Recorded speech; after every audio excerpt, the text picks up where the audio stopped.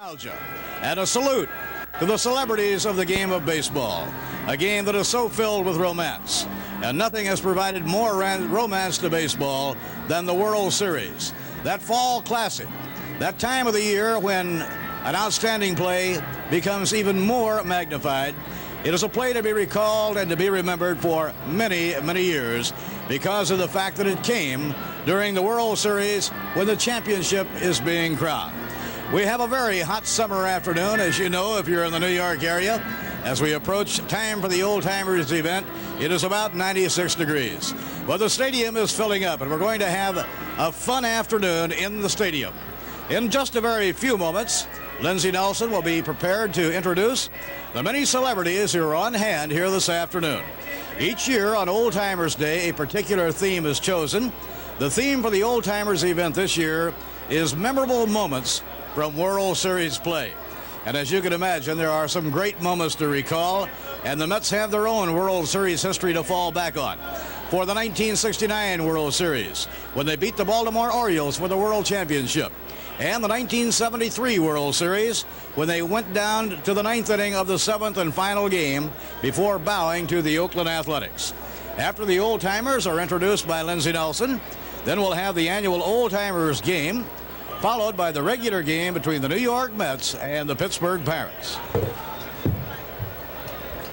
Roy Campanella. Roy was discharged from the Rusk Institute Hospital only yesterday after being there for quite a while. It is so good to see Roy feeling so much better. This game meant a great deal to Campy, and we are so happy that he is on hand here this afternoon. So many of Campy's teammates and players that he played against during his great career with the Brooklyn Dodgers are also here because those boys of summer certainly knew what the World Series was all about.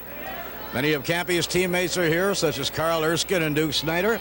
And, of course, many of the Yankee players that he played against are also on hand.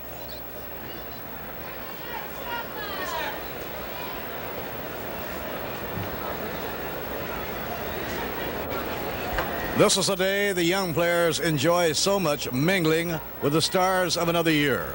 Al Weiss, who turned slugging hero during the 1969 World Series. He was the super sub all year long. It is good to see Al coming back for the Old Timers game.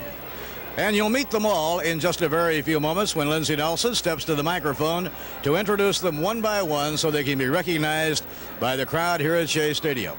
Gary Gentry is here. Gary, a very young old-timer, forced out of the game of baseball because of a bad arm, but who had so many happy moments while with the New York Mets. I was talking with Gary about a half an hour ago, and he said, I have no regrets. I have only fond memories of my years in baseball, even though I'm now out of baseball at a very young age. But many a baseball player, and particularly a pitcher, has had what was going to be a brilliant career shortened by arm trouble. So it is some kind of a day. It always is. The fans enjoy the nostalgia of an old-timers day. The old-timers themselves enjoying the camaraderie and the chance to visit with their teammates and former players that they played against during their long careers. And when the old-timers game is over, the old-timers and their wives will be attending a party at the Diamond Club at Shea Stadium being given specially for them, and they'll have a marvelous time talking with each other. Monty Irvin is on hand. Great player with the Giants, and of course now a very important member of the baseball commissioner's office. And there is Tom Corbin, retired at the end of last year, one of the great umpires in the history of this game. Tom's still a very active man, one of the most sought after dinner speakers in the country, and a man who will always stay very close to the game of baseball. Ron Swoboda and Duke Snider. Ron's in great shape. Sportscaster here in New York who plays a lot of tennis, plays a lot of sports to keep himself in top shape at all times. And there's Al Weiss. And, of course, Roy Campanella. Baseball's greatest, say hey, Willie. Pretty hard to argue with that banner. Willie Mays. And our colleague Lindsey Nelson. A number of the former Yankees are on hand. Frank Slocum catching up on some cutting up some old touches with some old friends. Whitey and Mickey will be here. Joe DiMaggio is here. Carl Erskine is on hand.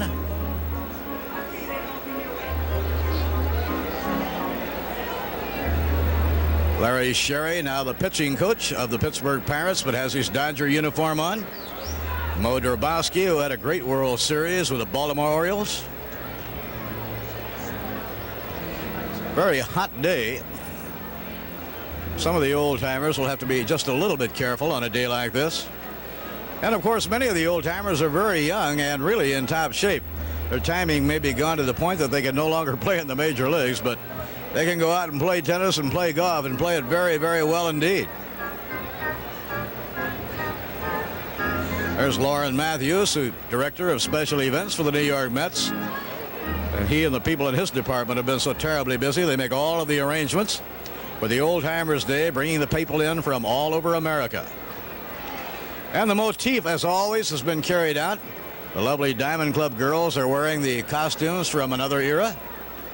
And they'll be serving as hostesses and bringing the celebrities out to be when they are introduced. Guess who number 4 is? Mr. Ralph McFerrin Kiner with a Pirate uniform on.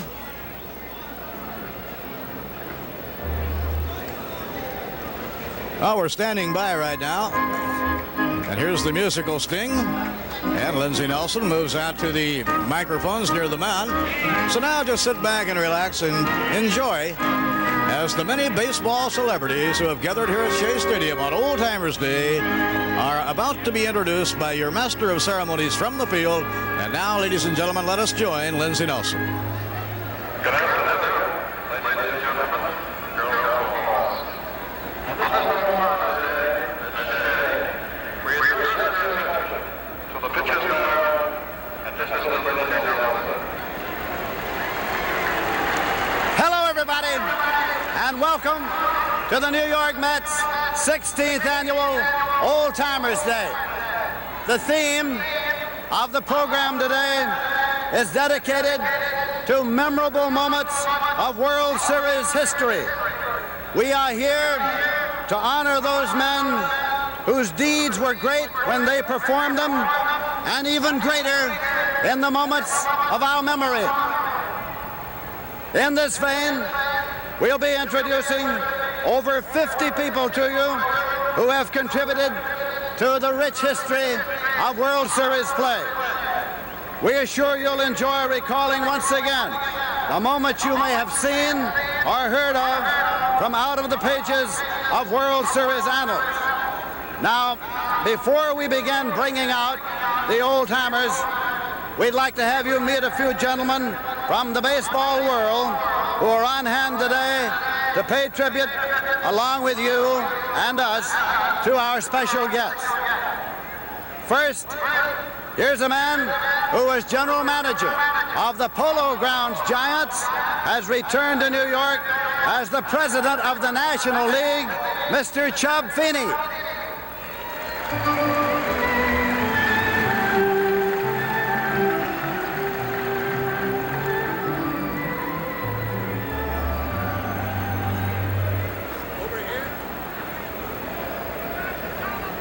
As you know, Paul Kerr recently retired as president of Baseball's Hall of Fame. But here to ably represent the Hall of Fame, the Director of Public Relations, former New York baseball writer, Kenny Smith.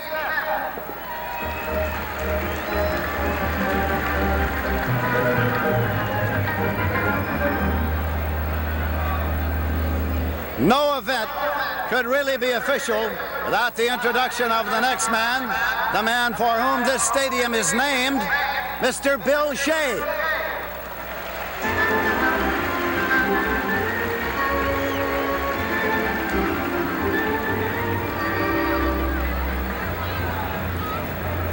Now let's begin our old-timers introductions by bringing on a man who was unscored on in 4 World Series appearances, 2 of them for the 1969 Mets. He not only holds a degree in engineering, but also recently completed studies that mean he is now Dr.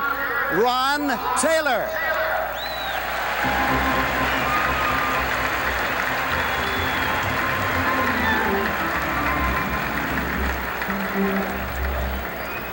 This fellow was the epitome of consistency in World Series play.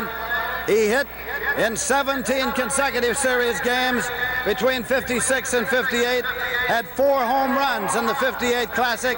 Back in New York from his home in Overland Park, Kansas, here's Hank Bauer.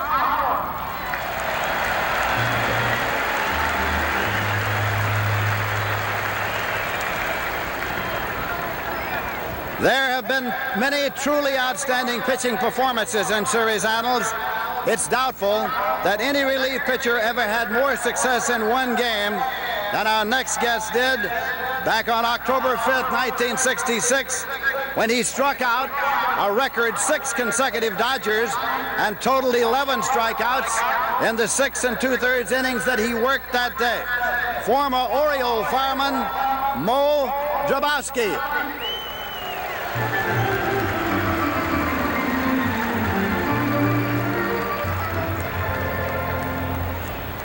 One of the real Flatbush favorites of the 50s is back with us today from his home in Anderson, Indiana.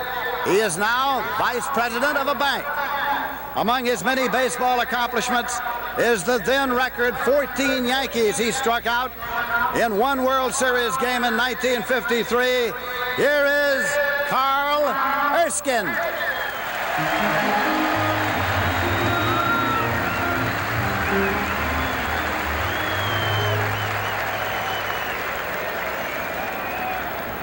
It was the 1948 World Series, the Braves and the Indians, a great matchup of Johnny Sain and Bob Fella. Fella and shortstop Lou Boudreau tried to pick our next guest off second base. They thought they had. However, the call was safe, and moments later, he scored the game's only run. Here is catcher Phil Macy.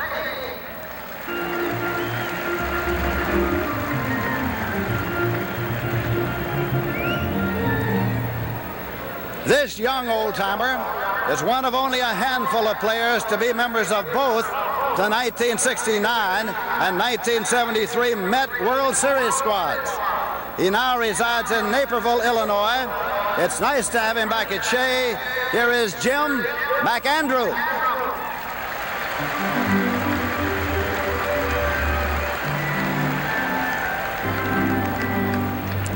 Question: who was the first man ever to hit 2 pinch homers in one World Series?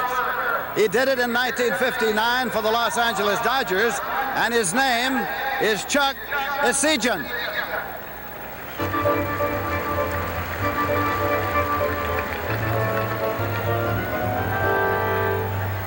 The scene is Ebbets Field. It's the 4th game of the 1947 World Series. The Yankees are leading the Dodgers 2-1 in the bottom of the 9th with 2 men out. Brooklyn has 2 men on, but has not yet had a single base hit. Let's listen to the play-by-play by Red Barber.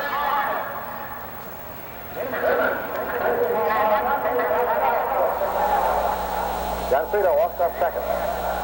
Makes himself first. They both have to go on anything. 2 men out, last to the 9th. The pitch. Swung on, there's a drive hit out toward the right field corner. Hendrick is going back. He can't get it. It's off the wall for a base hit. Here comes the tying run, and here comes the winning run.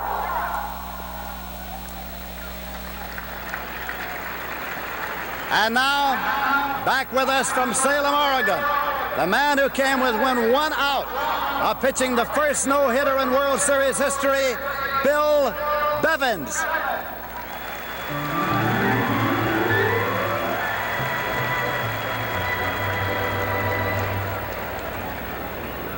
And here is the man who stroked that dramatic pinch hit that broke up the no-hitter and gave Brooklyn a memorable 3-2 victory. Later, a Met coach, Cookie Lavagetto.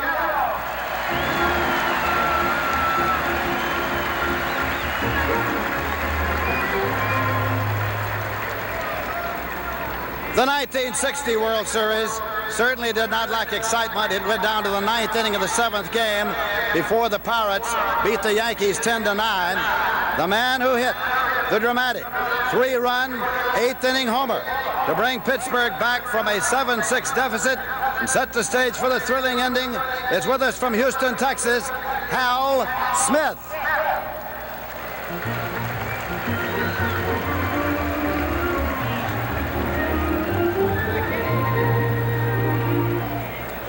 Although an arm injury cut short a fine major league career, our next guest still spent 4 seasons with the Mets, had 13 victories as a rookie in '69, was the starting and winning pitcher in the 3rd game of the '69 World Series.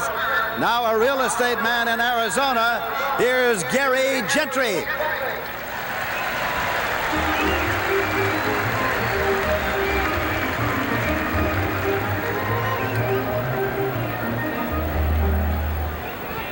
A 3-time World Series participant, this fellow had the distinction of twice batting over 400 in classic play. Now the batting instructor for our own New York Mets, here's Phil Cavaretta.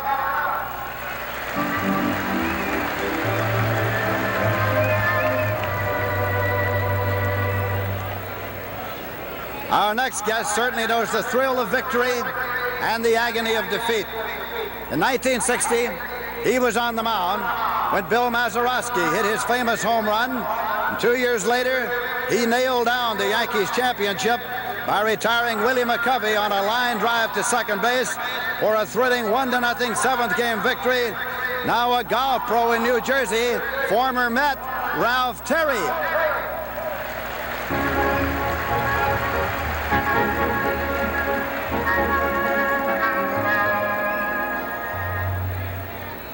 Instrumental in the Braves' 1957 championship when he batted 300 with 2 homers in series action. This fellow is a Brooklyn native and the older member of a pretty talented major league family. Here is Frank Torrey.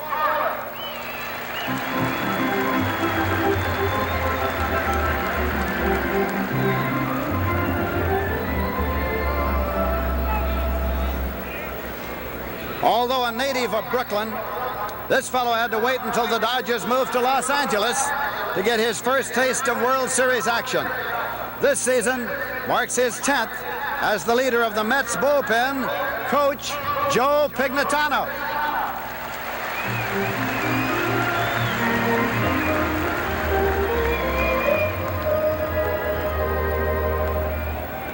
You know, it isn't often that a member of the umpiring profession receives recognition for his outstanding contributions to the game, but we want to make sure that this man is recognized for over 25 years of service to the National League. He'll be umpiring home plate again during our upcoming Old Timers game. He's the recently retired Tom Gorman.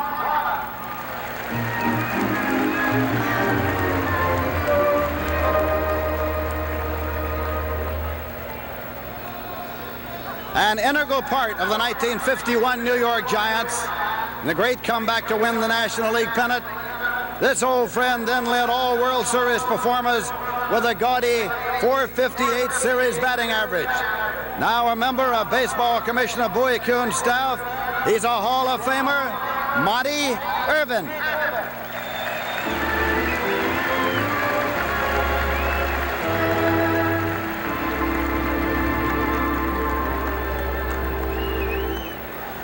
Despite his 4 World Series wins, this former Southpaw is probably better remembered for his feats with a bat.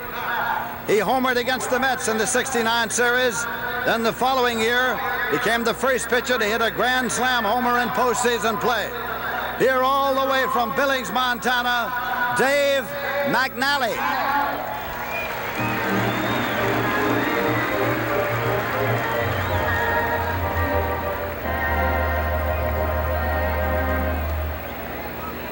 All Met fans will recall the controversial play that won game number 4 of the 1969 World Series for the Mets.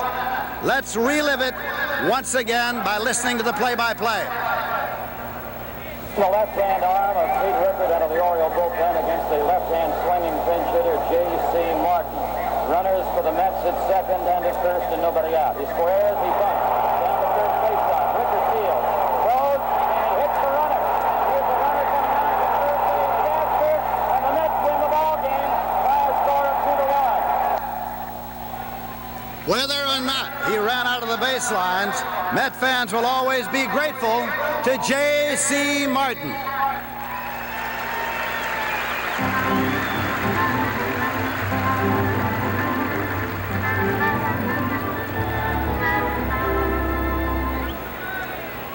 Let's recall again the first game of the 1948 World Series. Following the near pickoff at second base, Phil Macy was then driven home with the game's only run when our next guest singled to left off Bob Feller. Now a member of the Mets community relations staff, former manager of the Braves, here's Tommy Holmes.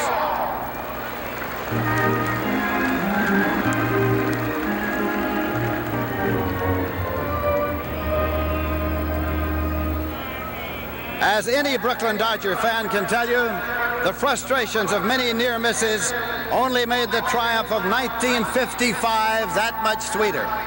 The fellow who pitched the Dodgers to their first and only world championship as a Brooklyn entry is with us today, Johnny Padres.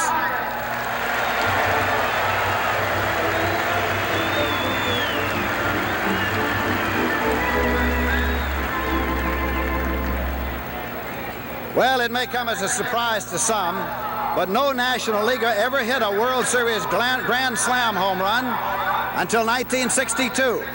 And then, in game number 4, a man who was later to play for the Mets belted one out with the bases full to lead the Giants to a 7-3 win over the Yankees.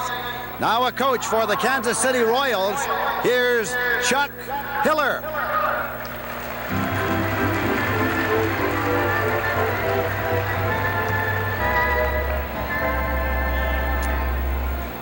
This gentleman, while not noted as a slugger, holds some enviable World Series records.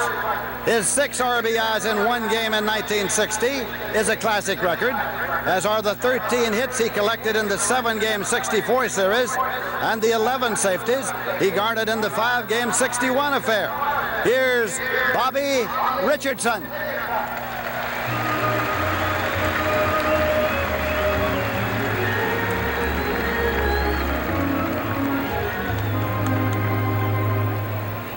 At this point, we'd like to bring on the 2 new additions to this year's Met coaching staff.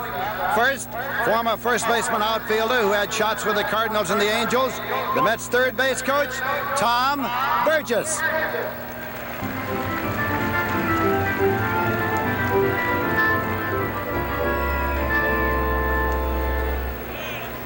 The Mets' current first base coach in the big leagues after a 19-year minor league career as a player and a manager, here is Denny Summers.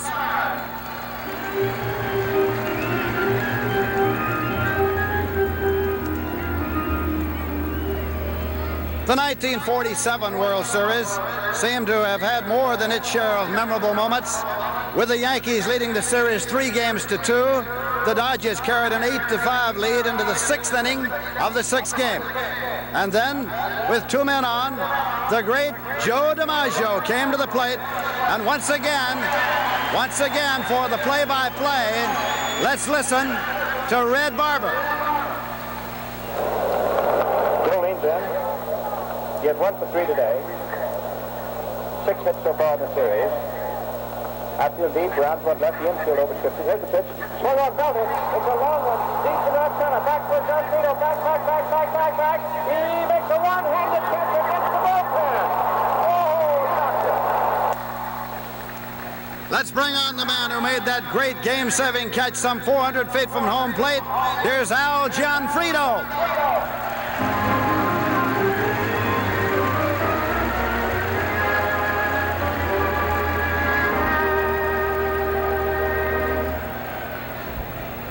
This former relief hurler was the outstanding player in the 1959 Dodgers-White Sox matchup as he won 2 games and saved the Dodgers 2 other victories. Now the pitching coach of the Pittsburgh Pirates, here's Larry Sherry.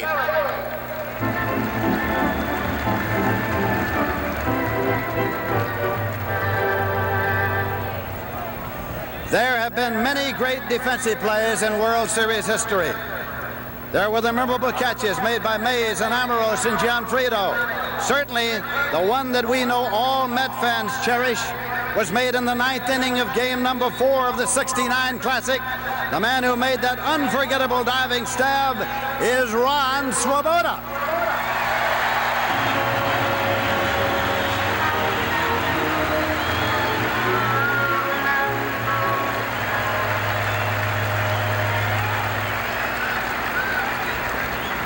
We'd like to pause here for just a moment to acknowledge a couple of people who are very special to us. Seated in box P49 on the press level between home and first base is the widow of the general manager who helped lead the Mets to their first world championship, Mrs. Johnny Murphy.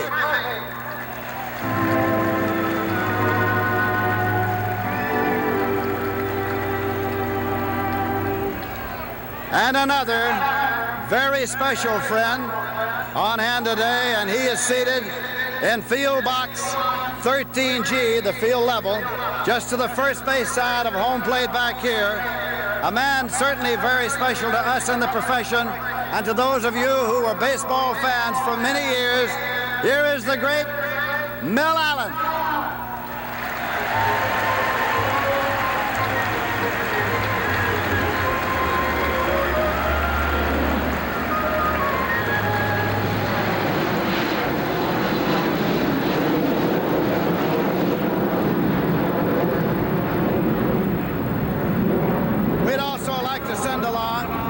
A very special hello to a lovely lady who is recovering from a recent illness, therefore could not join us in person. I think she's looking in this afternoon from Greenwich, Connecticut, the widow of Hall of Famer and the first Mets president, Mrs. George Weiss.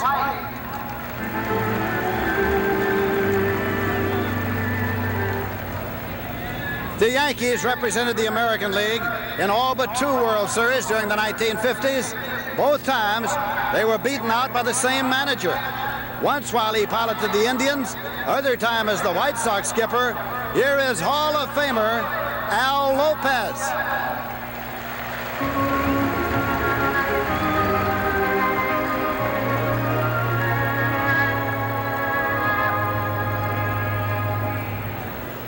No player enjoyed the Mets' 1969 championship more than our next guest.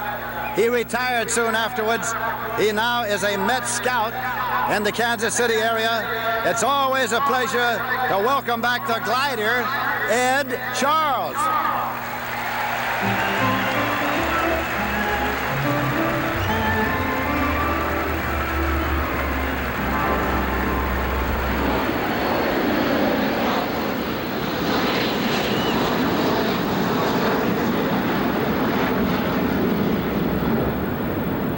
It's always an honor to have the newest additions to baseball's Hall of Fame join us on Old Timers Day prior to their official induction.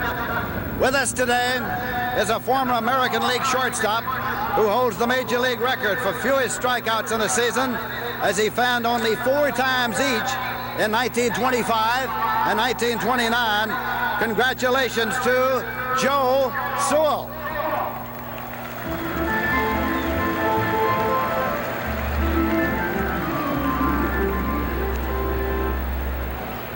This old-timer was involved in a couple of out-of-the-ordinary World Series events. In '41, he actually struck out with 2 out in the ninth, but he reached first on a pass ball to deprive the Dodgers of a sure victory. In 1949, his 9th-inning home run in Game 1 broke up a classic pitching duel between Allie Reynolds and Don Newcomb. Here is old reliable Tommy Henry.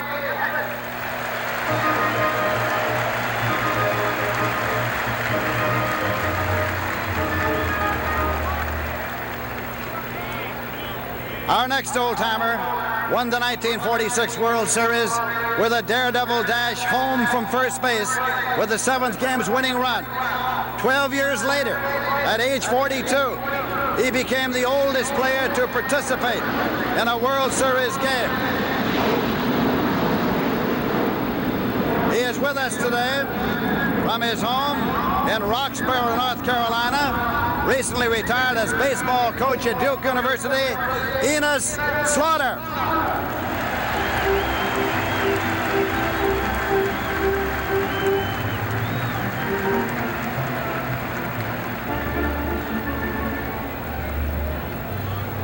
Most New York baseball fans would concede that the turning point in the 1955 series was the great catch made in Game 7 by our next guest. He turned a sure two-run extra base hit into a double play and preserved Johnny Padres' 2-0 shutout. A native of Cuba, now living in New York, here is Sandy Amoros.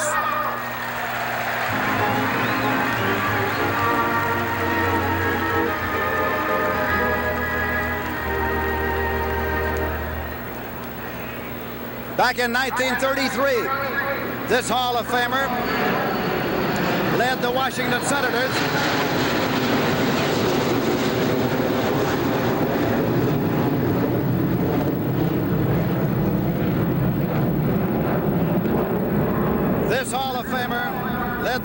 Senators to the World Series as their playing manager at the tender age of 26. He remains the youngest series manager ever. He now is the American League's distinguished chairman of the board, Hall of Famer Joe Cronin.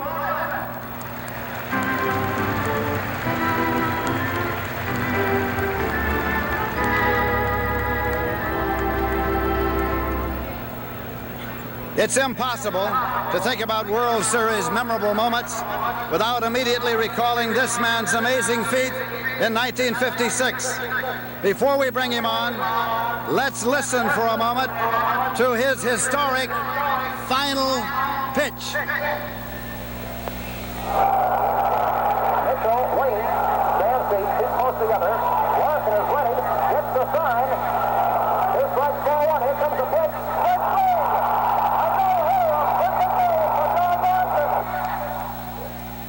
The first man, the only man ever to pitch a perfect game in World Series history, Don Larson.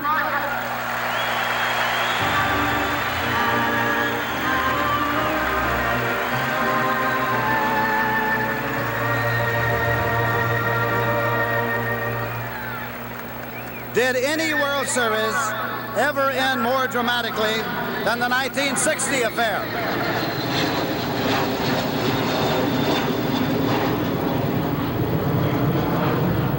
Our next guest sent the city of Pittsburgh into ecstasy with his famous ninth inning tie-breaking home run. Former second baseman Bill Mazeroski.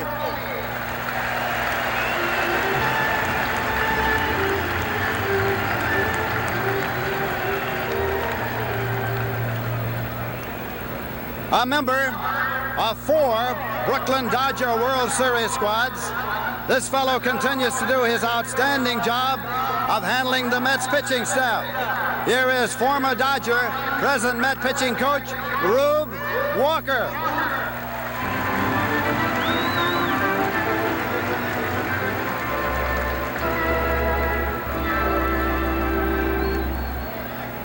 A Hall of Famer who started his World Series career at a tender age is this former New York Giant hero who made his postseason debut in 1924 at the age of 18. Back with us today from his home in Florida, Freddie Lindstrom.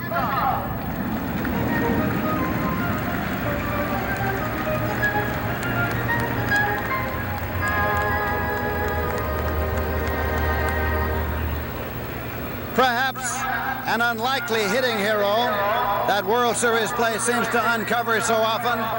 Our next old friend won Game 2 of the '69 series with an RBI single, and then tied up the 5th and final game with his only ever Shea Stadium home run.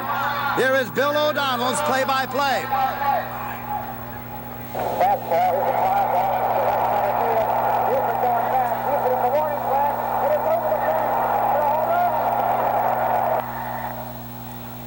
Ladies and gentlemen, Al Weiss.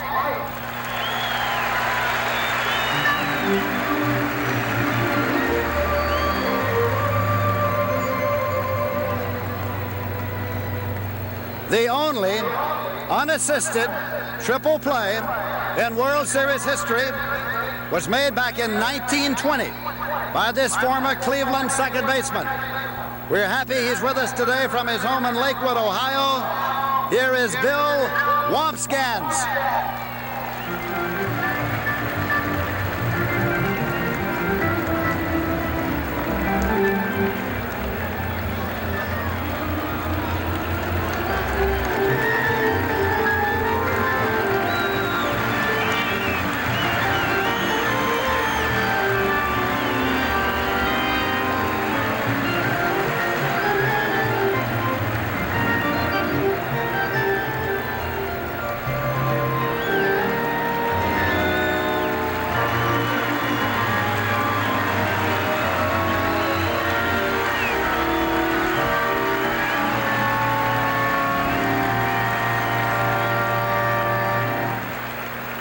Frankly, this fella holds far too many records to enumerate on and off the field. But to give you an idea of just how great a money pitcher he was, he holds World Series marks for most wins, most strikeouts, consecutive scoreless innings pitched. The popular Hall of Famer, Whitey Ford.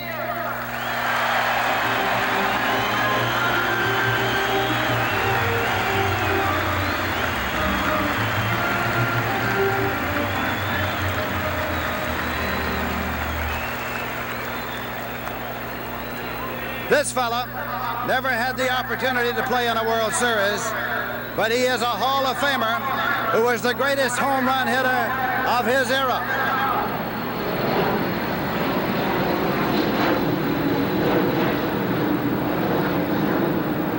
And we're happy to say that he shows the same kind of talent as a baseball broadcaster behind a Met microphone. Our broadcasting partner, Ralph Kiner.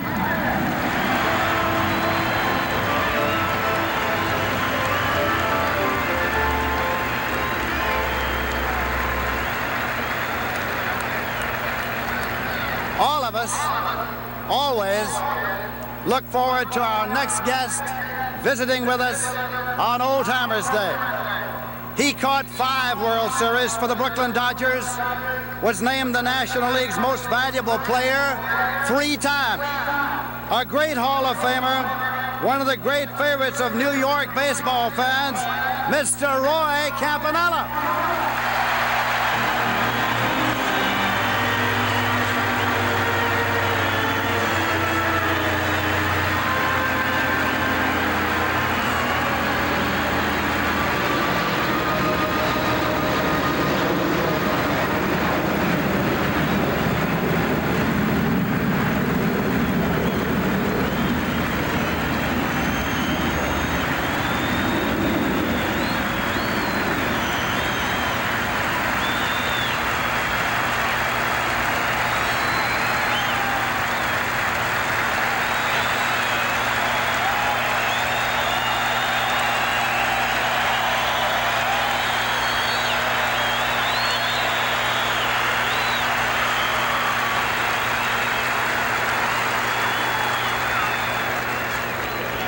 Our next guest never participated in a World Series as a player.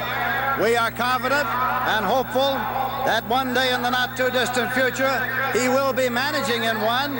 Here is the Mets skipper, Joe Torre.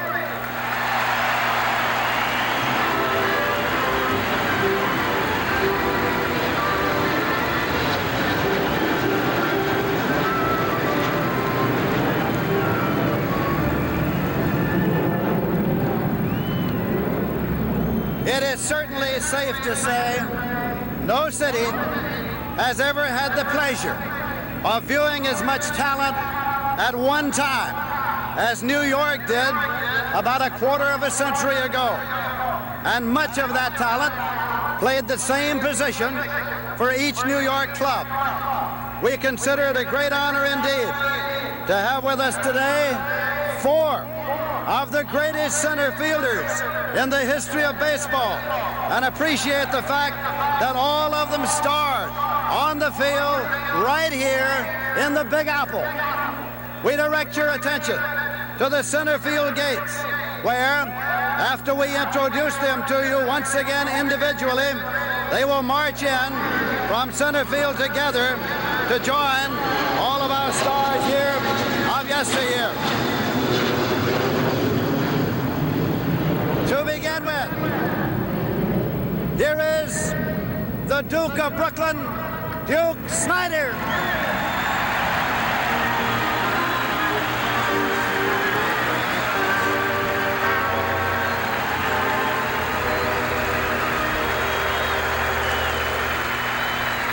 Ladies and gentlemen, the greatest switch hitter in the history of the game, Mickey Mantle.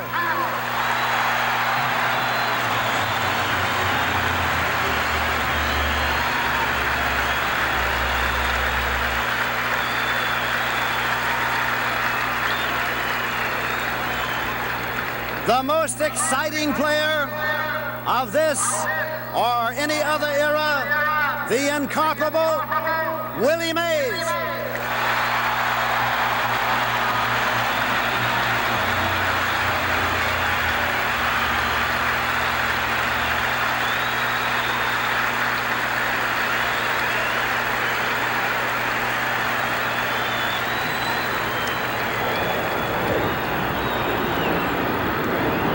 And finally, the man chosen as baseball's greatest living player, Joe DiMaggio.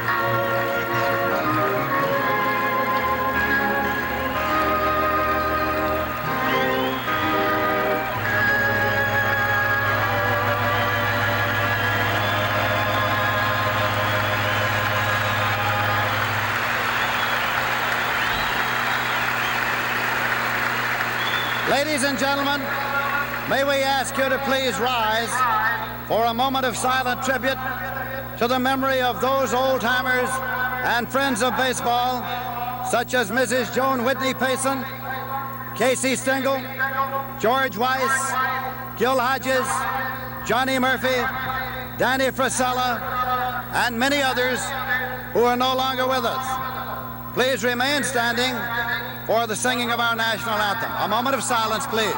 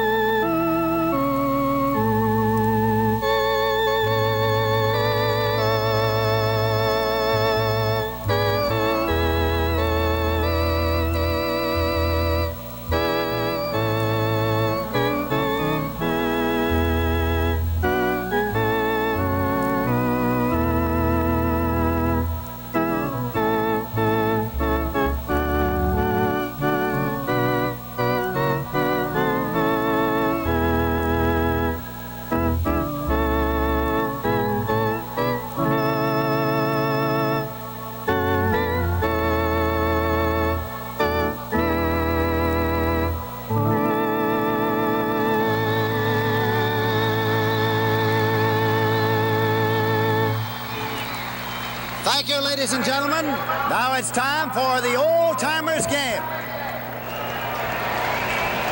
Thank you very much, Lindsey Nelson. We have a few minutes now while they're getting the field ready for the annual Old Timers game. The Old Timers Day is not just a day for the ball player. It's a day for the writer, the broadcaster, and for the fan. On my left, your old friend Stan Lomax. When they first started broadcasting baseball games in New York, 44 years ago, I guess, Stan, back in 1933, it was yourself and Ford Frick who were the real pioneers of this baseball broadcasting business. We're happy you're here on Old Timers Day. It means a lot to you.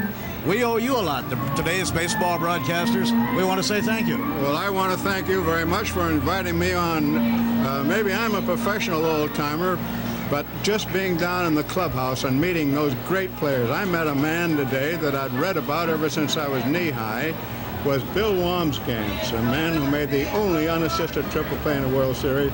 He's 86 years old, and he's a doggone-this man. Those people that have just watched the program out here, if they haven't got a thrill out of this today, they're not baseball fans, because these are the great names of baseball. I remember every darn one of them. What a thrill it is to be a sports reporter, a writer, or a broadcaster in the Big Apple, in New York. Just watching those four center fielders come in through the center field gate, Stan Lomax, tells you a lot about New York, doesn't it? Wasn't that something? That was staged so beautifully. I don't know what you can do for an encore for that. That was just marvelous. Lauren Matthews, who had the main responsibility in staging the Old Timers event here today, I thought just did a magnificent job, and the Old Timers themselves are going to enjoy themselves so much. Who did you enjoy visiting with downstairs besides Bill Wambsgans? I saw you talking to everybody. Oh, well, a couple of guys. Al Lopez is my boy. When I was with the Dodgers, covering the Dodgers, of course, Al was the catcher and the captain of a very poor baseball club. But he was a great hustler. He always gave us something to write about, and a gentleman. He was just a great addition to baseball. And then, of course, Tommy Henrik, who's also one of my boys. Oh, reliable. I'll tell something. I had a cigar commercial back in those days, and Tommy Henrik is a great cigar smoker. And every time that he hit a home run or did anything, I would sneak him a box of cigars. And Tommy has never forgotten. In fact, when I saw him today, he says, "Where's those cigars?" What was it like broadcasting baseball in 1933? And remember, those were the very beginning days. Well, you had to do it very much on your own. We didn't have statisticians and people that you have today. Of course, we were the rugged type, you know. But I had a lot of fun. I did the Philadelphia Athletics one year, and they were certainly one of the poorest teams in the major leagues, maybe of all time. And Charlie Berry, for instance, the coach of the team, I would go down on the clubhouse and also on the bench before a game and say, "Charlie, what will be the first four relief pitchers you're using today, and what order you're going to use them?" I think in today's modern day baseball that it's almost impossible to tell, because the bullpen, I guess, is used a great deal more now than it was in those days. Isn't that true, That's Stan? right. But our pitchers were so bad over there in Philadelphia that you knew darn well that all of them would be in before the day was out. Do you have any favorite stories about the days of the Daffy Dodgers and Uncle Wilbert Robinson? Oh, well, the days of the Daffy Dodgers, most of the excitement took place off the field because they weren't good enough ball players to stir too much excitement there. Outside of the fact that the Dodger fans were the most loyal you ever saw. There weren't many of them. They called them a Section M club. They sat in back of first base, and they were great fans. There used to be a fellow called A.B. the Fishman who worked down in the fish market, a great big man. He must have weighed 240, 50 pounds. He wore a heavy black leather coat even on the hottest day. And A.B. would sit in back of third base, and he single-handedly would challenge the Section M people over on the other side. There'd be 50 of them, and A.B. all by himself. He had a voice you could hear. From here, you could hear it in the Marinac. That was the kind of a voice he had. And he was the man who put on the bums. Yes, bums yes. And he had this tremendous voice, and you would hear him roar, yes, bums yes. Sid Mercer, who covered the Giants in those days, came over one day, and A.B. was in his best voice. He was really rattling the rafters. And Sid got such a kick out of him that he wrote a story. He called them Yis Bums Yis, and that is how the nickname, the Bums, were put on the Dodgers. A.B. the Fishman did it. And even to this day, everybody still thinks of those beloved bums of those days of the Dodgers and the marvelous cartoons, the Willard Mullen cartoons that came out. Abe was the man. All right, Stan Lomax, we're about ready for the Old Timers game. How about pulling a chair alongside, and you can enjoy the game along with me.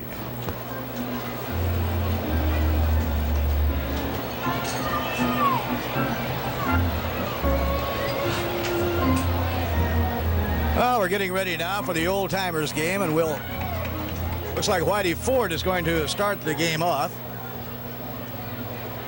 So we'll single the people out for you and pick up the lineups as soon as we can. Now, as you know, if you're in the New York area, we have a blistering hot July afternoon, Stan. I can't recall a day any hotter than this for an Old Timers game as long as we've been watching them. That's one thing we've been worrying about. I was down in the clubhouse talking to them, and quite a few of the players said, I hope I don't have to run very far, because in this kind of weather I can't go more than first base. Well, they're going to take it easy. They're not going to overextend themselves. Mickey Mantle will be playing first. Bobby Richardson will play second. Al Weiss of the '69 Mets Miracle team at short. And the glider, Ed Charles, will play third. Monty Irvin will be in left field. Willie Mays in center, and Duke Snider in right. The leadoff batter is going to be Enos Country Slaughter. Now, Stan Lomax, you've been a central part of New York sports and baseball for well over 40 years, and here's a fellow, Enos Country Slaughter, who gave you a lot of thrills when he came into New York. He most certainly did, playing for the St. Louis Cardinals. He was always a hustler. They call him Country Slaughter, and he had the country boys' desire to play baseball, and he ran everything out. He tried for everything, and the fans had to love a man like that. He has stayed in baseball right up and through this last season as a college baseball coach, and now Enos is going to finally go into retirement. But what a tremendous amount of zest and pepper and hustle this man had. If he can inculcate any of that zip and fight and desire into the kids, those kids are lucky people. They're going to be lucky for the rest of their lives, because they'll carry that on with them. Enos Slaughter is leading off in the Old Timers ball game. The regular game between the Mets and the Pirates will be underway at 4:05. Well, let's watch this. Mantle to Whitey Ford. Hey, they covered that well. Well, there's the buddies, Yes, Mickey sir. and Whitey. Joe Durso of the New York Times recently put a book together about those two. What a great pair. Great ball players, super people. Now here is the older brother in the well-known Brooklyn Torrey family. This is Frank Torrey. Had a fine career in his own right with the Milwaukee Braves. Most people seem to forget it, Stan Lomax, but Frank Torrey was one of that breed of fancy fielding first baseman that you knew, especially in the late 30s and in the 40s. Everybody could field their position. Look at that play. Oh, Mickey Mantle. Well, there was an era of great fielding first baseman, Bill Terry and fellows of that stripe. Every club had a great fielding first baseman, except we'll say teams that had Zeke Bonora. Did you ever see Zeke? Oh, look at this by Frank Torrey. He dropped it. Duke Snider, after a long run, got his glove on it, but he couldn't hold it. We'll see that on a replay, Stan Lomax. Frank Torrey is in good shape. He plays a lot of tennis. Now watch Duke Snider playing right field. Frank Torrey also, he's an executive with a sporting goods company in St. Louis, Missouri, and he plays a lot of softball to stay in shape. And although he's left-handed, he's the shortstop on the softball team. Left-handed shortstop. Left-handed shortstop. Well, we all know this fellow, Ralph Kiner.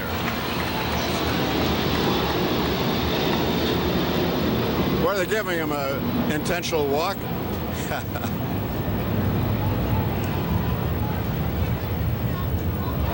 Oh, he threw him a curveball. Don Larson is now the pitcher, the man who authored The Perfect Game in 1956. One of the great trivia questions is who took that last strike of The Perfect Game in '56?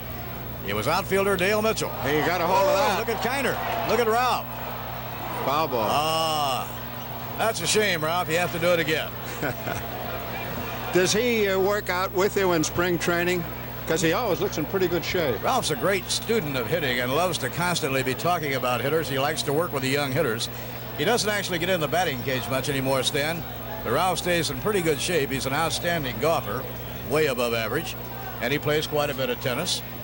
So in answer to your question, he stays pretty active. I was amazed so many of these fellows are in good shape down there in the locker room. Oh, they're beating him. Down in the locker room, a lot of these fellows were in great shape.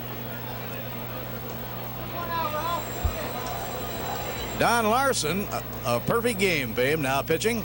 And there's Ralph Kiner, and the glider, Ed Charles, takes the line drive for Double the out. play. No, Mantle wasn't on the back. Okay, now, Stan, we've got an isolated replay. Well, gives us a chance to study that famous Ralph Kiner swing. Yeah. Let's watch it. Nice and flat. Oh, he still has that good swing, And he doesn't he? follows through beautifully, doesn't he? Wow. That's where all that power came from. Now here is the main man of the New York Mets on the playing field, Joe Torre. And Johnny Padres. Brooklyn baseball fans will never stop loving and admiring Johnny Padres for pitching his Brooklyn Dodgers to a World Series. Johnny Padres is in good shape. Yes, he is. He's the pitching coach for Rochester in the International League. Oh, that's the answer. That's hit down to Charles. And they get a force play at second base, and that'll retire the side.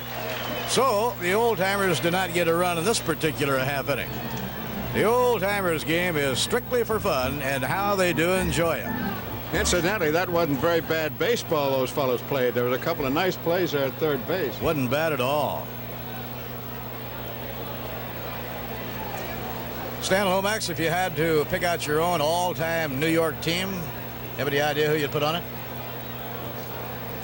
Well, now, I'd say that's impossible because, say, at first base, how are you going to pick against Gehrig? And yet Bill Terry was one of the greatest first basemen there ever was around. And there was the Dodgers had Hodges. You cannot pick one man to play first base. At second base, there's fellas like Frankie Frisch. I'll lean towards the old-timers on that. You can see that. At shortstop, there were so many. Well, the Giants had Stonewall Jackson was a great shortstop. And at third base, you had fellas like Freddie Lindstrom, who was here today. And in the outfield, my golly, how are you going to pick with Ruth and Musial and Coombs just on one team? Now you go over to the Giants, who had Mays and teams like that. Oh, you're so right. Talking as we are now, I just realized how many great ball players I've seen. Well, that's the excitement of being a writer, a broadcaster, a fan living in New York. Yep. You stay here in New York, and you're going to see the greatness. That is right.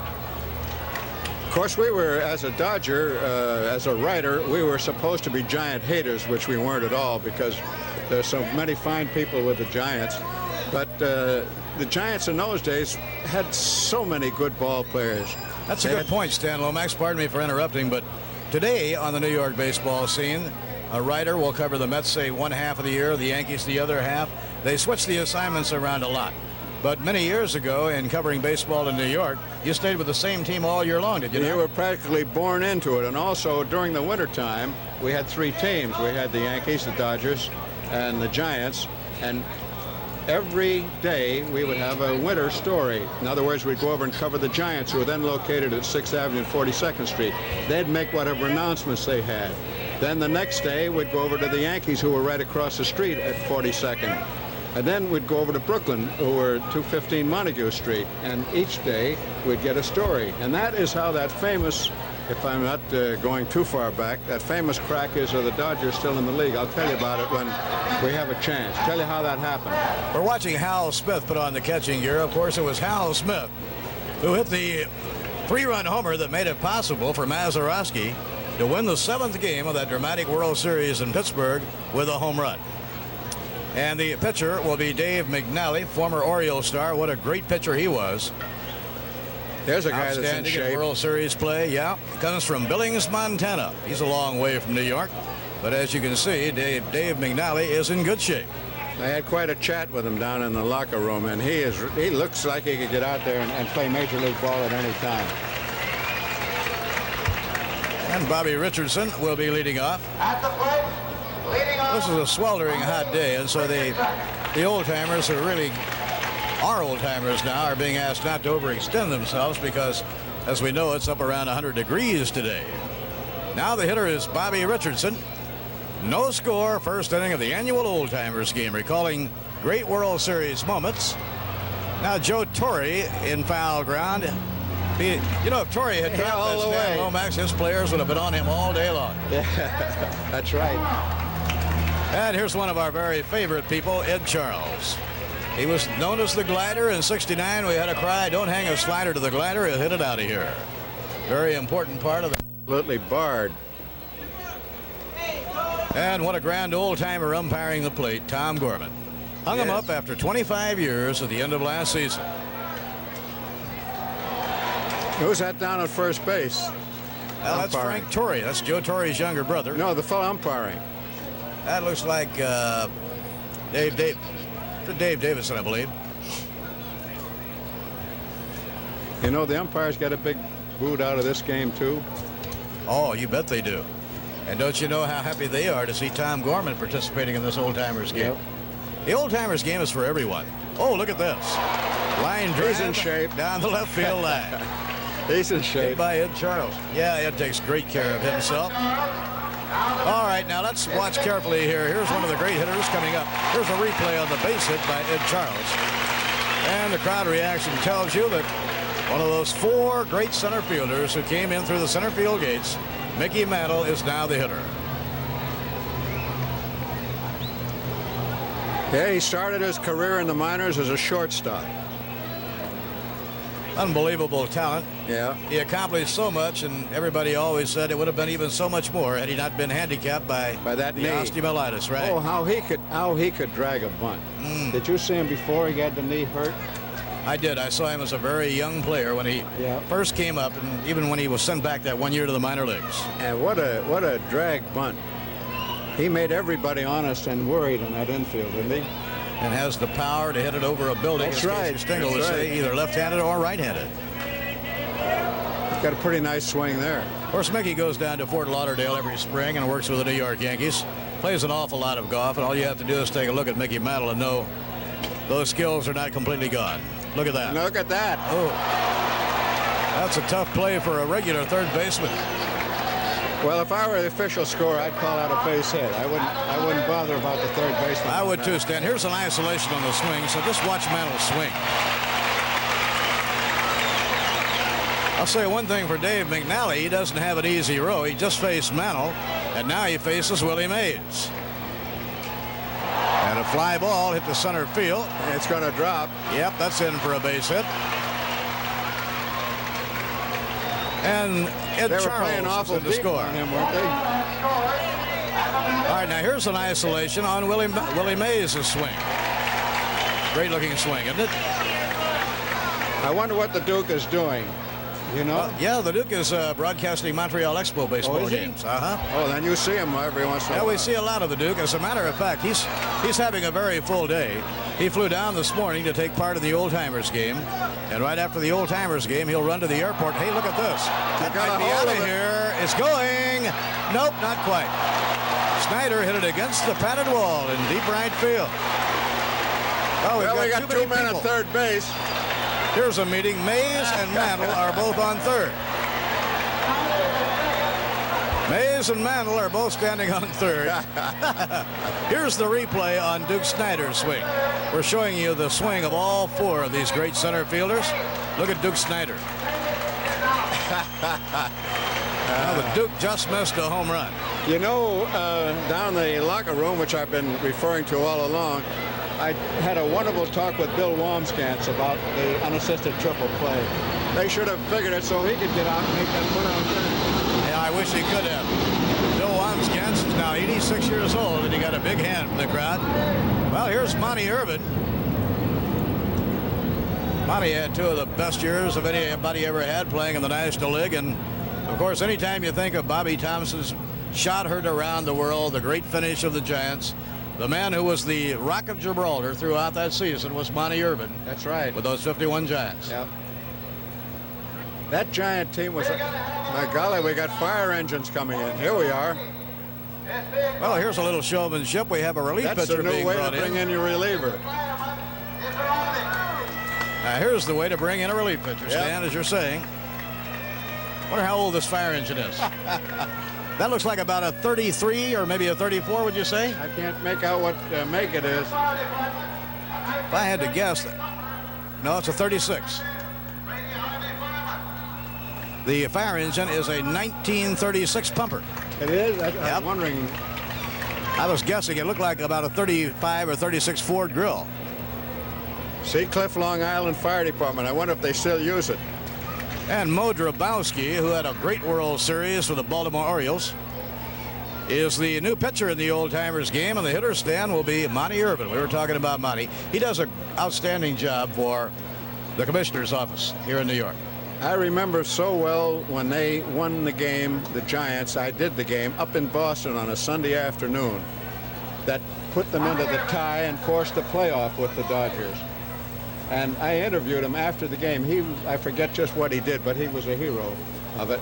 And I remember how careful he was. He wasn't over-exuberant because he knew that the Dodgers still had to beat Philadelphia or lose to Philadelphia in order for the Giants to qualify for a playoff. And he talked like a diplomat. He should have had cutaway and striped trousers. He really was something. He is a gentleman all the way. He's been a marvelous friend over the years. You said you talked to Bill Wamsgans about the unassisted triple play. Does he recall all the details of that triple play? Every one of them. I tell you, he's probably been asked that 50,000 times. Because it's the first thing as a kid you read in the record books is that unassisted triple play. How did it go? I'll get Bill to come up here. But the final out of it, he said, was the easiest. There was a man on second and a man on first. The Dodgers against Cleveland. And he was playing close to second base because forget who the hitter was, but the hitter drove a line drive to Wamsgans, who stepped on second. That made a double play. And then all he had to do was to wait for Otto Miller, who was the Dodger catcher, because Otto didn't know the ball had been caught. He thought it was looking out in right field somewhere, so he ran right into the final tag. And he had the only unassisted triple play. And he said it was easy because there was nothing to do. He caught the ball, stepped on the bag, and waited for Otto to come up and be tagged out. What a moment. And Bill Wamsgans is here this afternoon. He is 86 years old. He came out of the field, doffed his cap, waved it to the crowd, received a marvelous ovation. So now the old-timers game moves along to the second inning.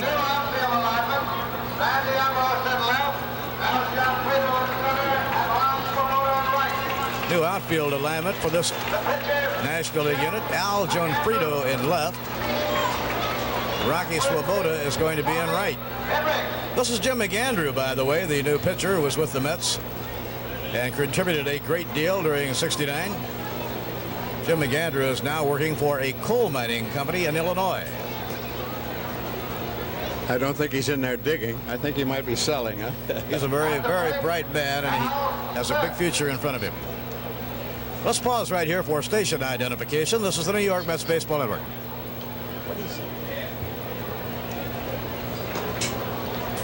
Well, I thought Jack Simon wanted an ID, and he wanted to tell me about Rocky Swoboda. There's Rocky.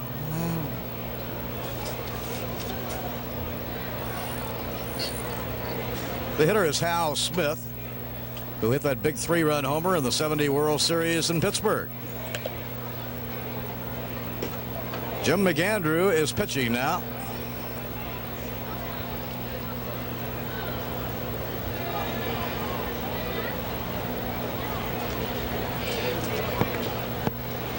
It looks like they're going to put a screen up to protect Ed Charles.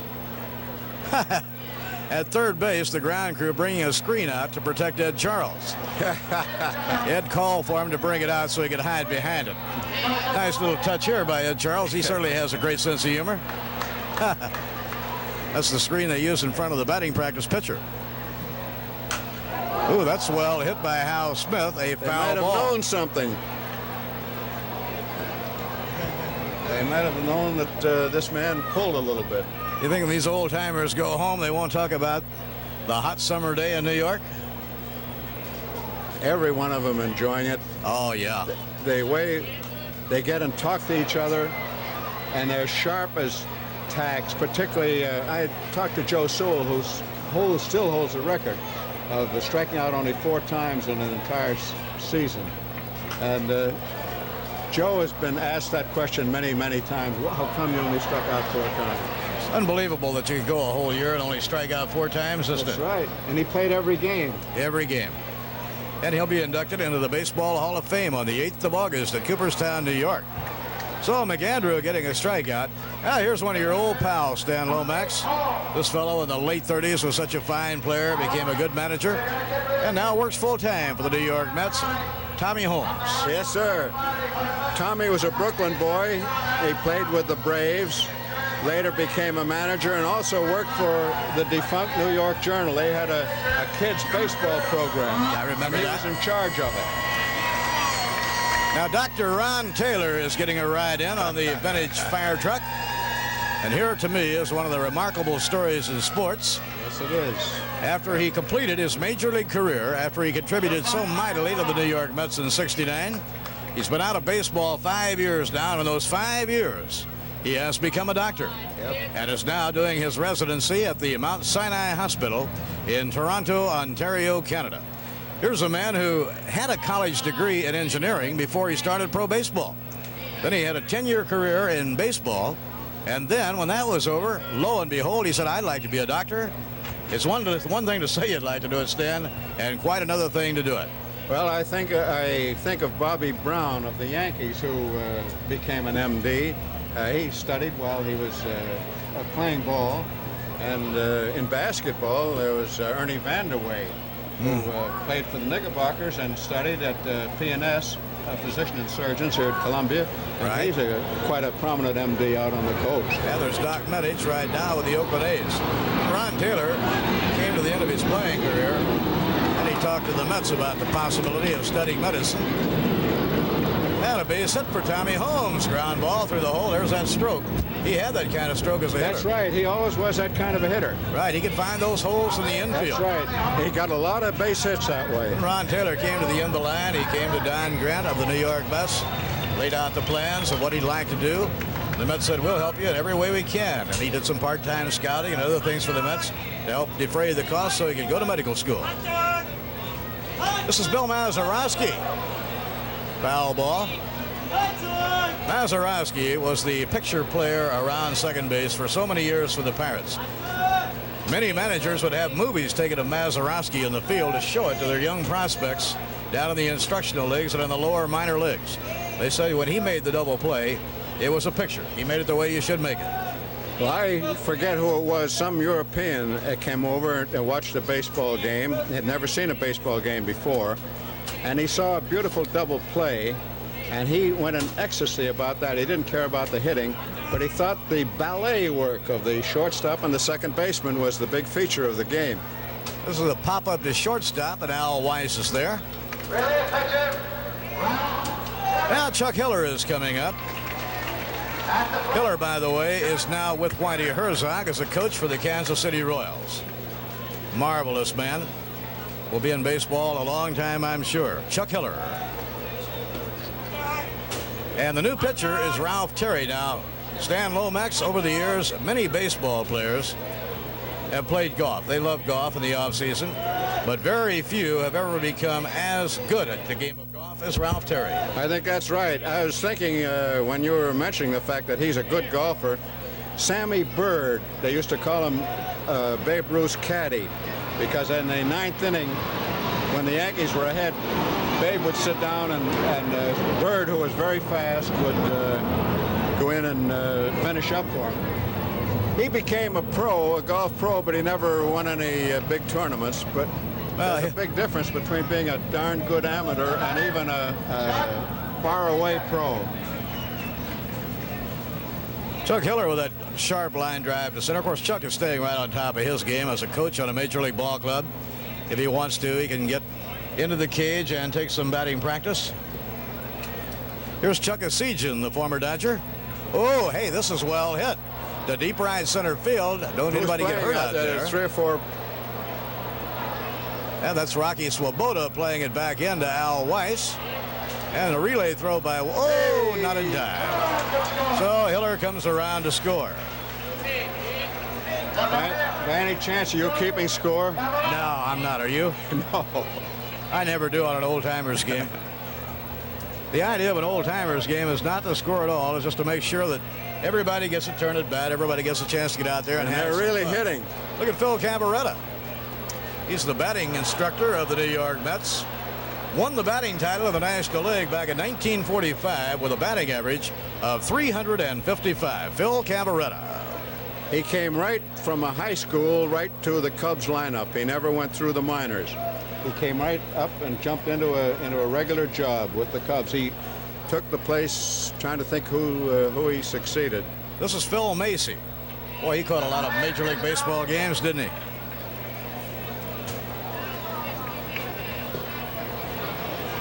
Looks like Phil hadn't had much batting practice the way he's swinging. He did all right. He's going to hit one through the middle. Sure did. And Cavaretta will go down to second base. And now we're getting around for a second time because Enos Slaughter will be coming up. And that was Game is called. Well, everybody had a turn at bat. That's the name of the game, Stan Lomax. And everybody enjoyed the old-timers game. And Stan Lomax, I enjoyed having you with me today. Thank you. I enjoyed being with you, and I'm going to make an admission here. I am a baseball fan. I've always been. Despite the fact as a writer you try to be objective, still you've got to love the game. The number of hours I've spent in baseball parks, and back in the days when we traveled by Pullman, talking baseball. Just sitting down with a couple of old-time ball players, that's all I need for an evening's entertainment. Well, the afternoon is really just underway for you, Stan Lomax.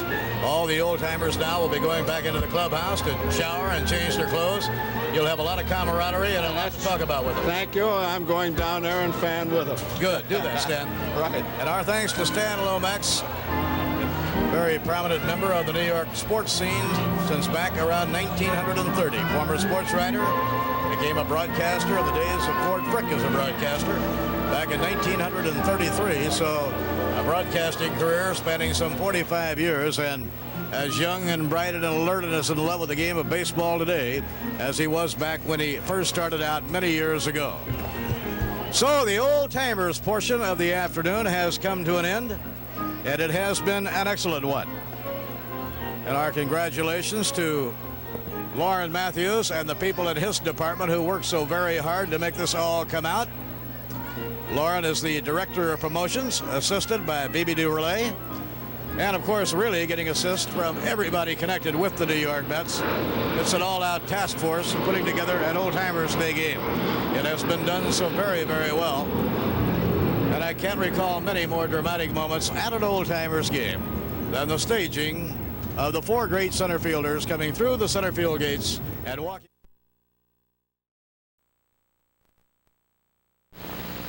Hello, sports fans. This is Lindsey Nelson.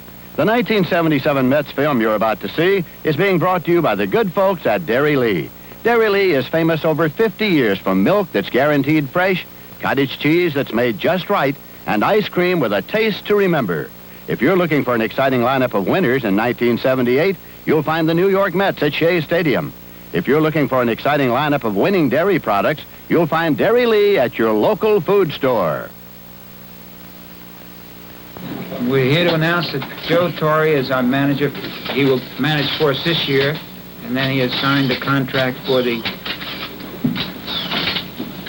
78 and 79 season. Before you've talked to the players, about what kind of changes you think you can make as a manager to make this team better?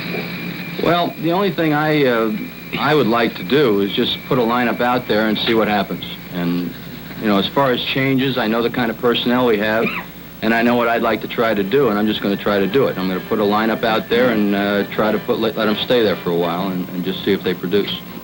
Joe Torre was some kind of producer himself. His final Major League home run came on April 13th in a pinch-hitting role against the Cardinals.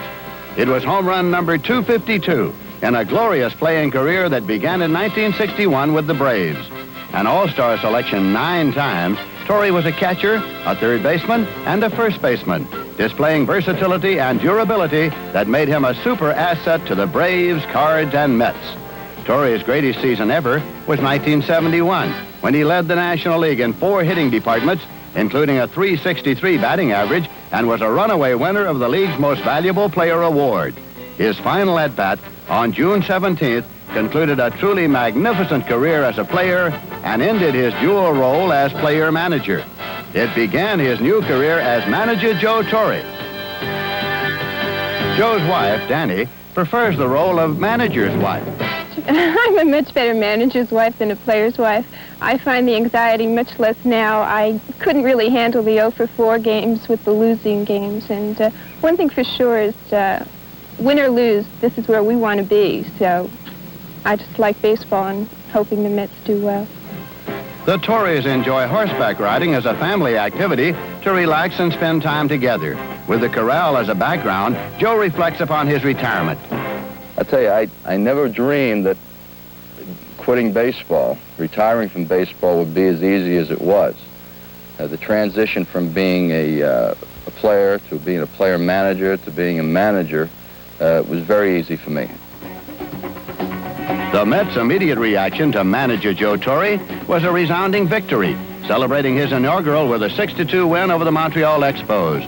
The Mets offense wrapped out a dozen base hits, including 4 for extra bases.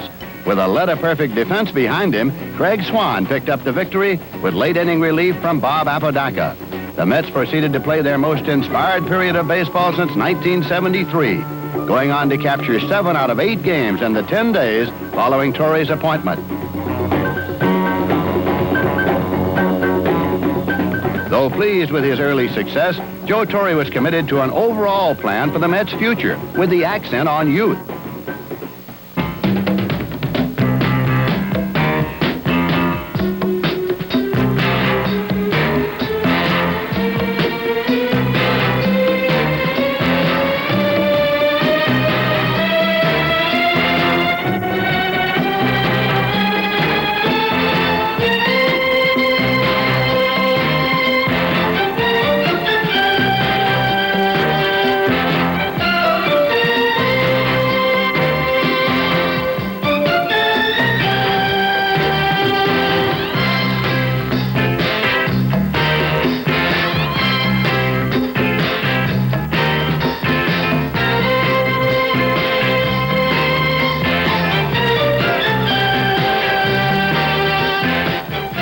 I feel that with a young club like we have, it's good to start on the ground floor rather than trying to retrain an old horse.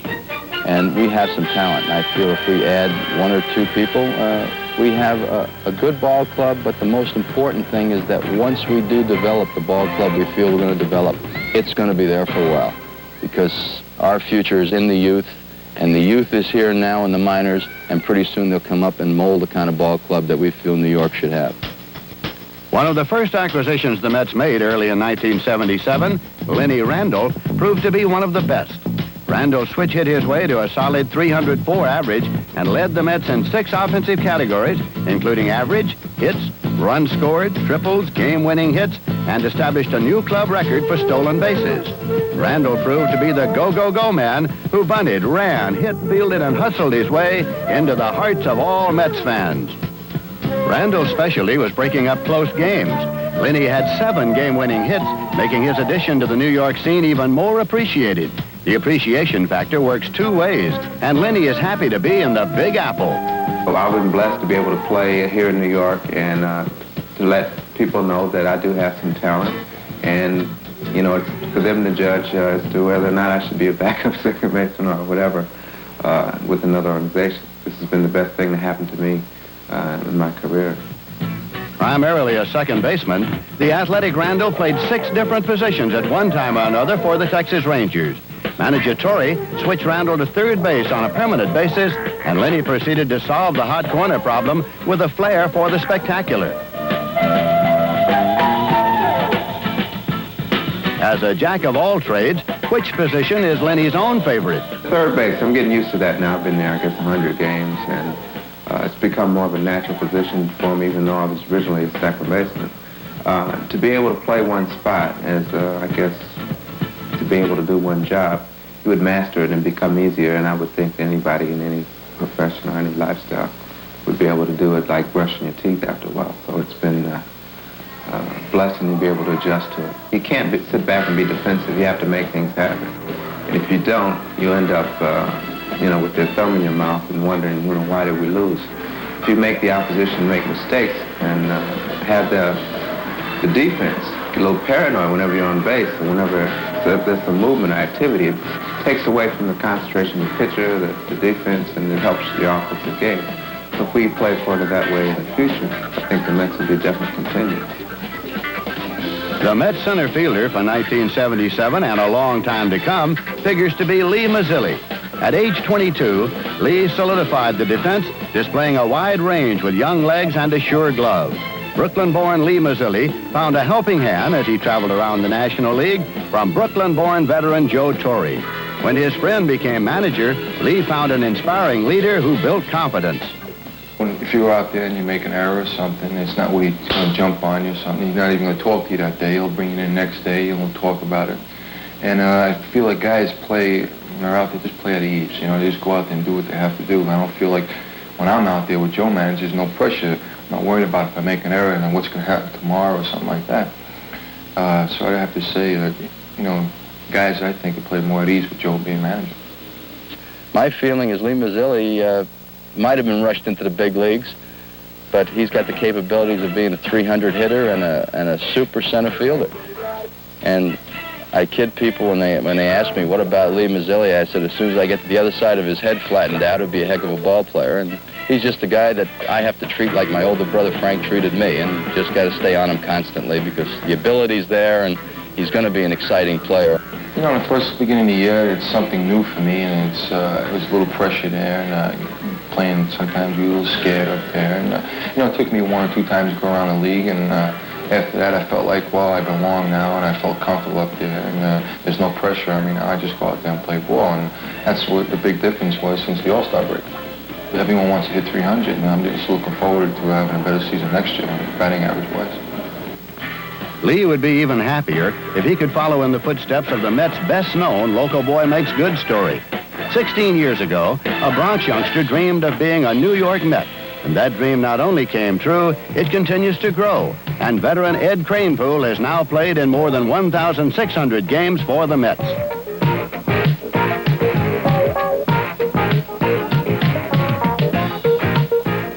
Kranepool revisited James Monroe High School and Coach Joe Consagra, who has sent so many players to the majors. Standing on the very field where he broke Hank Greenberg's home run record, we asked Eddie for his thoughts. One thought that you never expect to happen was to play 16 years professional baseball. And of course, I started in 1960 on this field, and 1962 was my last game. And I think, as you can see, the kind of conditions we played on in the Bronx weren't the best, but of course you made the most of the opportunity.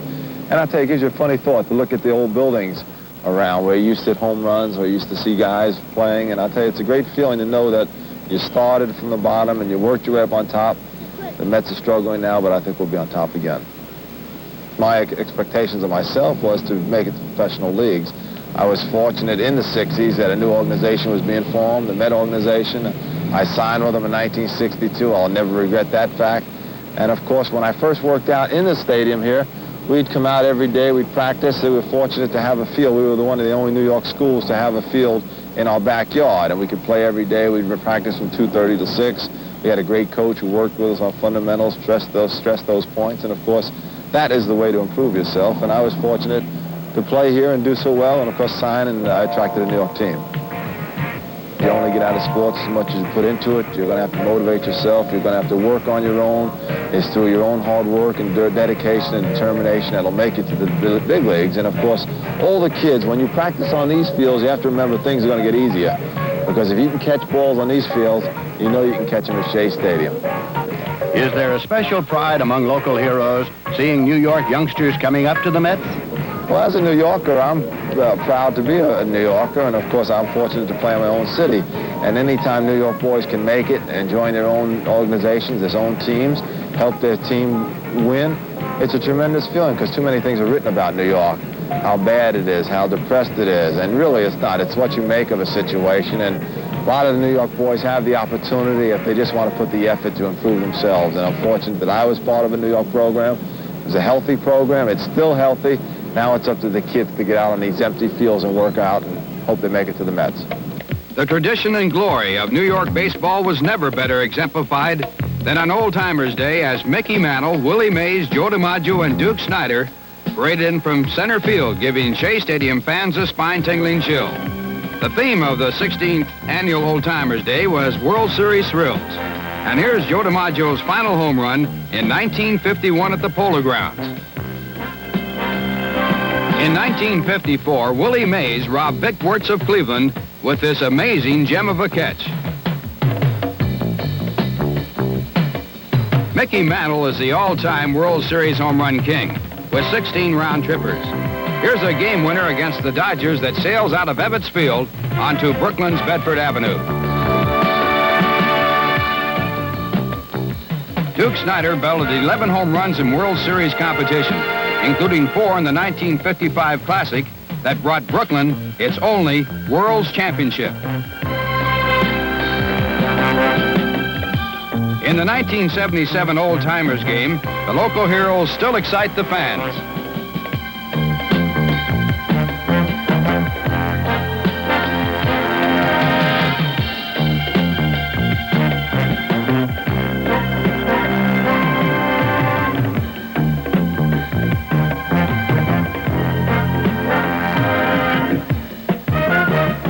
Special events at Shea Stadium provide a variety of mementos and memories during the course of a season, from Helmet Day to a model airplane exhibition that could have made Snoopy and the Red Baron envious.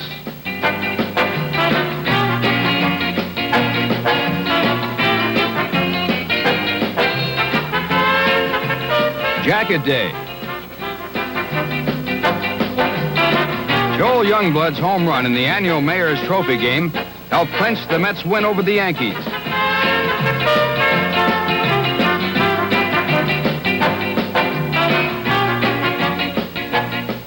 The Parade of Banners makes Banner Night another eagerly anticipated event, along with T-Shirt Day and the Players' Family Day.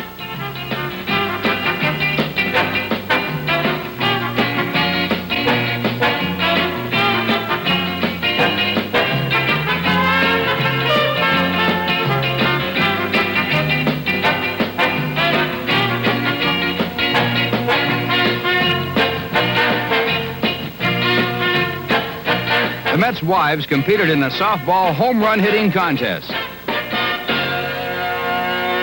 Back to School Day featured a handsome and useful gift.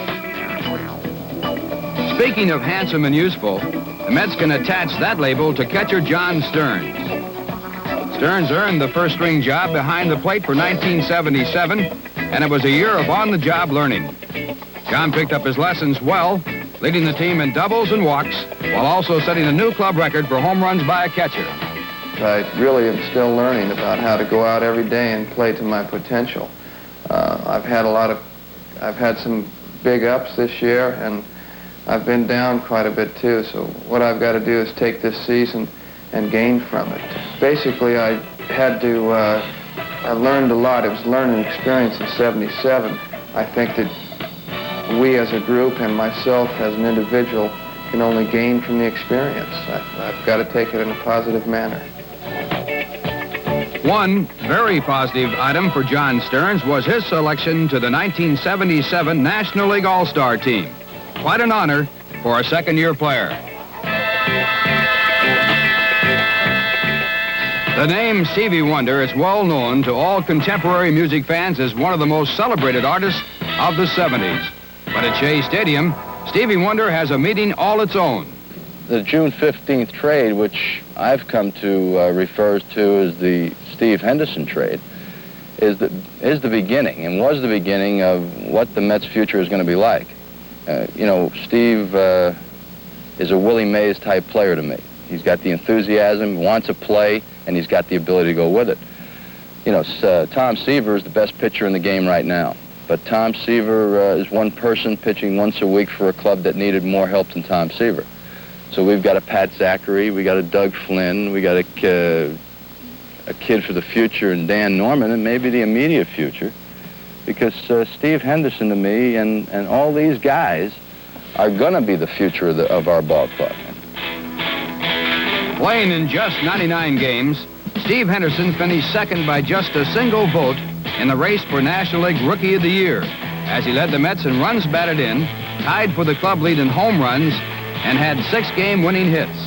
Joe was bringing me up slowly in the lineup, and I feel real good about that because then I didn't have to accept all the pressure that the news media and everything had been putting on me. So really what I did was just, the way he brought me up, I really appreciated it because I played better ball then. So I just felt I just wanted to give him every benefit to start out well, because I know how it is.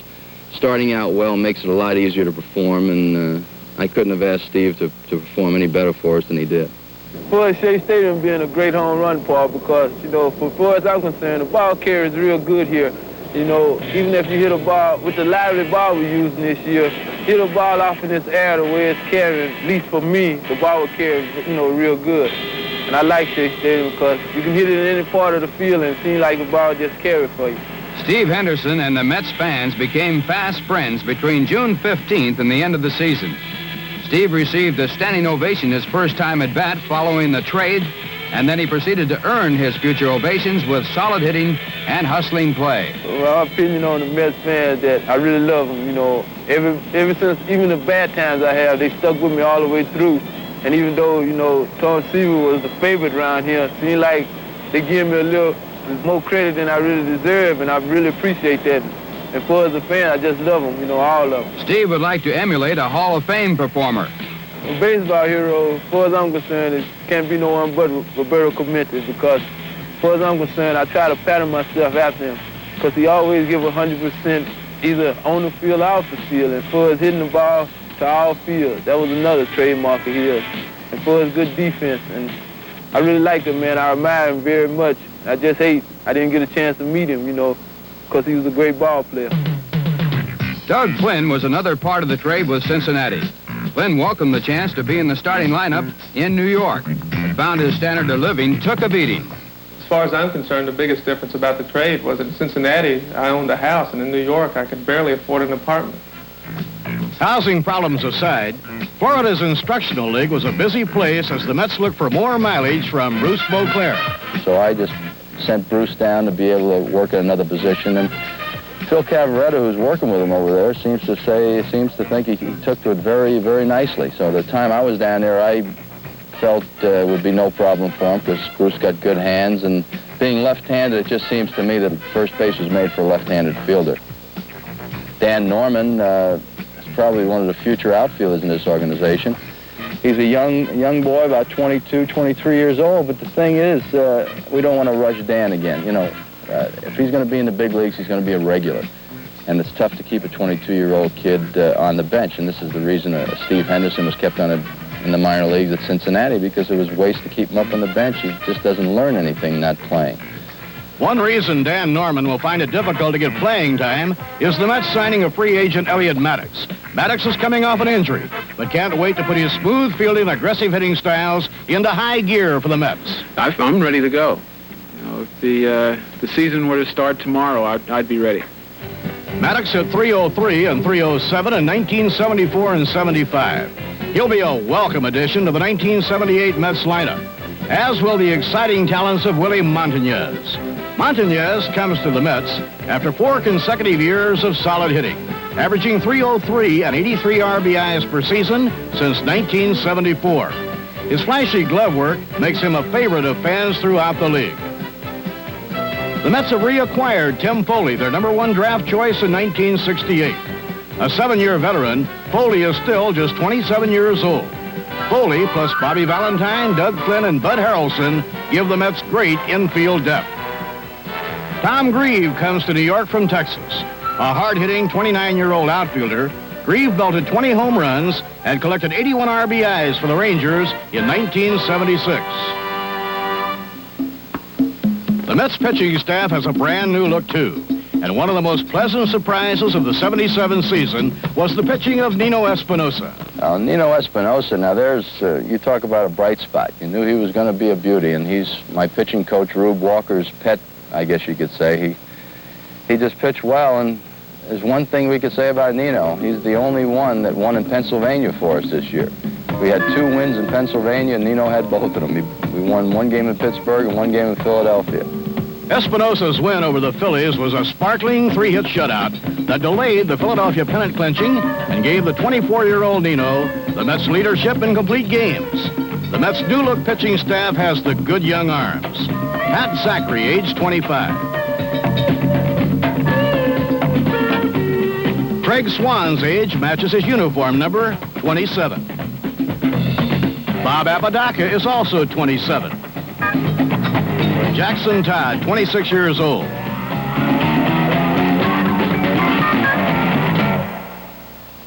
Bob Myrick, age 25. Veteran Skip Lockwood is 31, approaching the prime of life for a relief pitcher.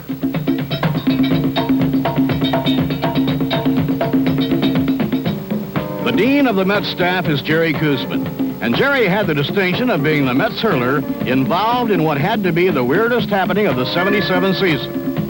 It was a night game at Shea against Chicago. After a shaky beginning, Koosman and the Mets settled down, and a Mike Vail home run cut the Cubs' lead to 2-1. Now the home crowd was being treated to a close, well-played, exciting ball game, and Jerry Koosman was striking out Cub hitters with amazing regularity.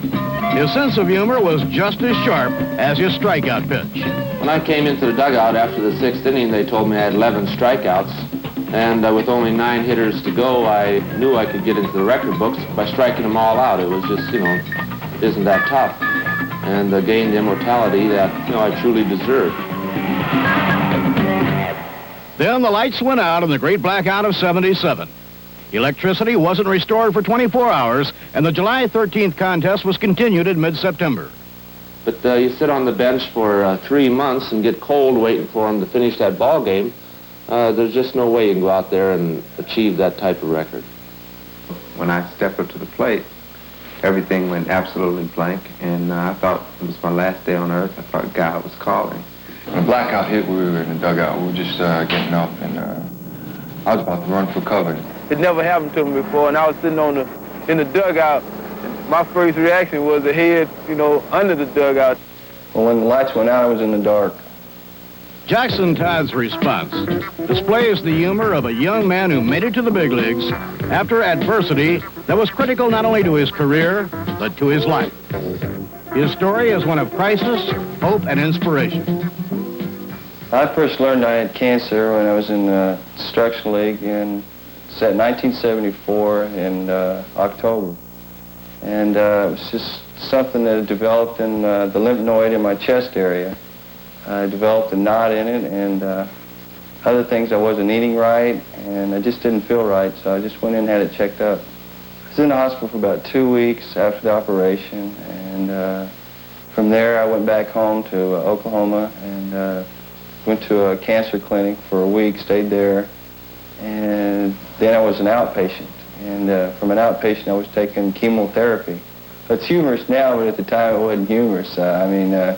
Because here I was 22, 23 years old, and my hair was falling out. I wasn't used to it, but I had straight hair, before. I didn't have too many curls in it, and doctors had told me, they said it might, when it comes back in, it'll come back thicker and maybe curlier. And when it did come back in, it did come back in curlier, and so this is the new look, I guess, for me.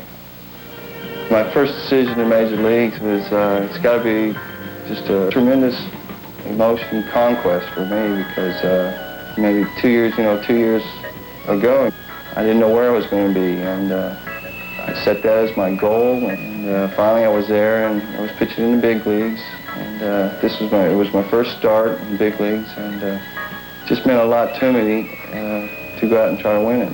It's a tremendous honor, to be in the major leagues and win a game. I set a goal when I was sick, and I reached that goal, but I reached it by learning that good health is the most important thing in life. Being this is my first year I managed, I took over May 31st with one ball club and ended up the beginning of October with another ball club, and had winning streaks and losing streaks and trades and whatever. But at least now that the smoke is cleared, I can see what our future is. And the accent is on youth, which, it's not going to be a day-to-day proposition when you're talking about young ball players.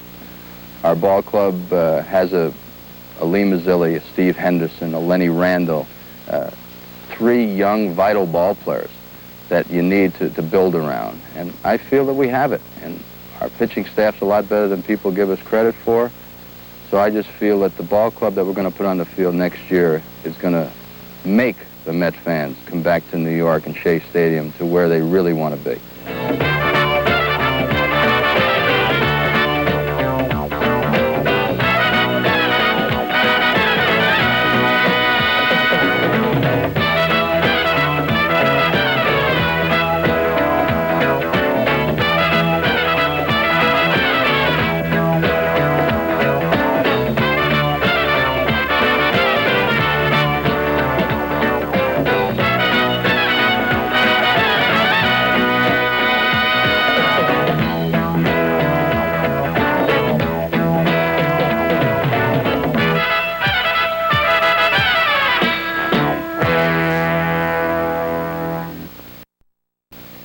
The Guaranteed Fresh people at Dairy Lee are happy to make this film available to all you loyal Mets fans.